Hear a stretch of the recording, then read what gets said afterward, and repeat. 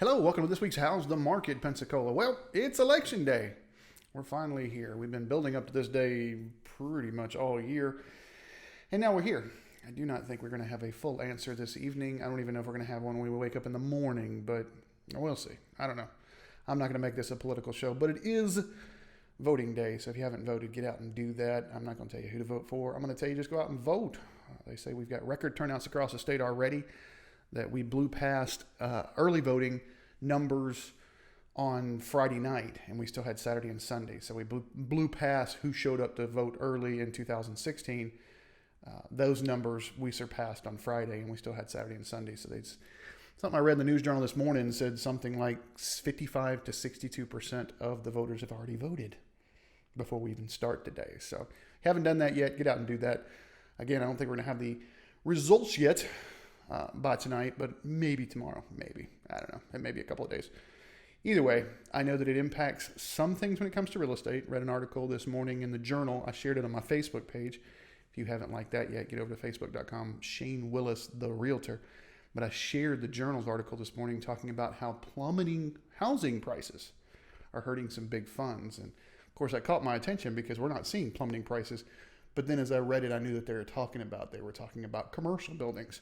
So big office buildings, big hotel buildings, some in Seattle, some in Dallas. Surprised to see Dallas because Dallas is definitely growing, but I can see the commercial space taking a hit much, much bigger than residential when it came to COVID. That has actually switched quite a bit. And we'll talk about that later on either this show or I'll do a full-on webinar on what that difference is. Right now, let's just talk about this week's numbers. Leading up to today, I've seen inventory fall even more, so it's a little scary. Let's go.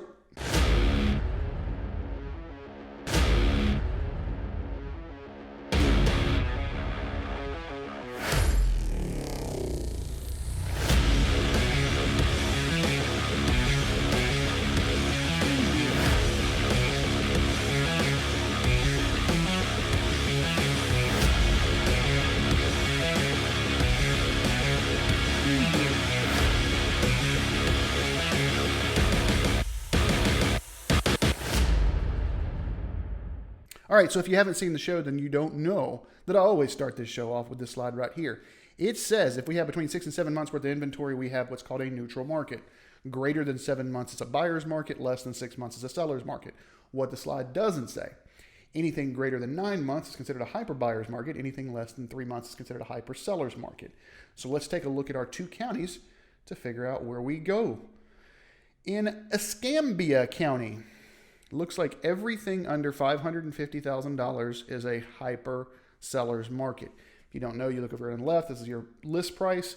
On the right is your month's inventory. So that tells us what type of market it is. Everything under $500,000 or $550,000 is a hyper seller's market, and everything else is just a seller's market. There is no neutral, there is no buyer's market at all in Escambia County this week. We've seen some inventories drop. But yeah, it's all a sellers or a hyper sellers all the way around. Let's shoot over to Santa Rosa real quick, which makes me even more nervous. Because if you remember last week, between 650 and 700 was not a hyper sellers, it was just a sellers.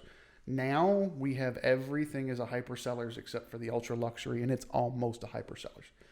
Because if you look at 700,000 plus, it's 3.3 months worth of inventory. 3.3 months worth of inventory, and that's it. Everything else is a hyper sellers.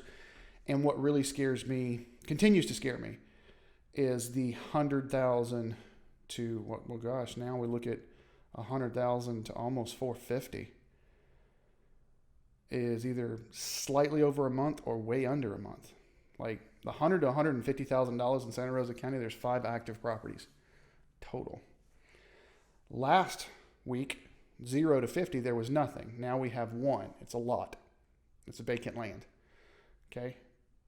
The 150 to 200, there's 17 properties total. So when you see things like, hey, I want to go look at some properties in Santa Rosa County and my price point's $170,000, $180,000, and I tell you there's not much, that's why. I could send you everything. I could literally just stop, say Santa Rosa County, not property type, so not condo or townhome or mobile home or residential, or duplex, whatever. I could put all those together, and I'm going to send you 17 properties. 200 to 250 is only 56 properties. So and there's a huge appetite for it. That's why it's, 0.6, 0.4, 0.3. These are the point months. We're going to be out of properties come Thanksgiving if we don't get some new ones. One of the things I also want to bring up on these slides that I don't bring up very often is what's called the list to sale ratio. This is for both the buyers and sellers that are negotiating deals. If you look, the 150 to 200,000 is selling at 100% of list price. So a property comes brand new on the market, and I've had some people call me in the last week or so going, hey, listen, this brand new property came on the market. They're asking 182. You think they'll take 160? Probably not. Why? Because they don't have to. As a buyer, they don't have to. Or excuse me, as a seller, they don't have to take that because they're getting 100% of asking price. Now, could we build in a little bit for closing costs? Sure. That could work because if you remember, I've always said this, real estate price and terms. So, we've got that figured out already. It is price and also terms. So we may be able to get some closing costs built in. You can get other things done, but can you get it at 20% off? That's not the numbers we're seeing right now. It's just not. I'm seeing a lot of off-market activity. Wholesalers, investors not putting on MLS. But there are also some of the properties. Yesterday's tax deed auctions that went off, some of the properties there, rough shape would be an understatement. It is rough shape. You're going to need to have some renovation loans, or you're going to have the cash to actually renovate those things. Because, one of the houses, there was a huge hole in the ceiling. Like, the roof had a hole in it. And with all the rain that's coming, that's a complete gut job. I'm hoping the bones are good. Somebody way overpaid for that. Just like I've seen some other people overpaying. So if you're going to buy right now, it's a great time because nothing points to anything going down. I think now we're going to get this election behind us today. We should know in the next week or so, and people can start making some moves again. The other big uncertainty is Corona. So as jobs are coming back, are we going to shut down again? Nobody knows yet. Nobody knows. So anyways, that's the numbers this week. It is election day. We are probably going to have some craziness over the next few days. But I wanted you to get these numbers so you can start making decisions for you and yours. If you're looking to make any decision in the next 12 months, next 6 months, 12 months, 2 years, whatever, reach out. Let's chat. I had somebody call me this past week. He said, listen, I'm looking at doing something again in 3 years. Okay, well, I have no idea what the market's going to look like in 3 years because if you looked at last year in November, the first week of November, and looked at the numbers, we had buyers markets. We had hyper buyers markets in some of these counties. So I have no idea what it'll look, but it's a good idea to plan now. That is absolutely a good idea. So we started talking about what we need to do and why we want to do what we're going to do. It worked out. It makes all kinds of sense. I don't care how long it's going to take. I'm much rather trying to just help you get what you're trying to accomplish. And if I can do that, then I've done my job.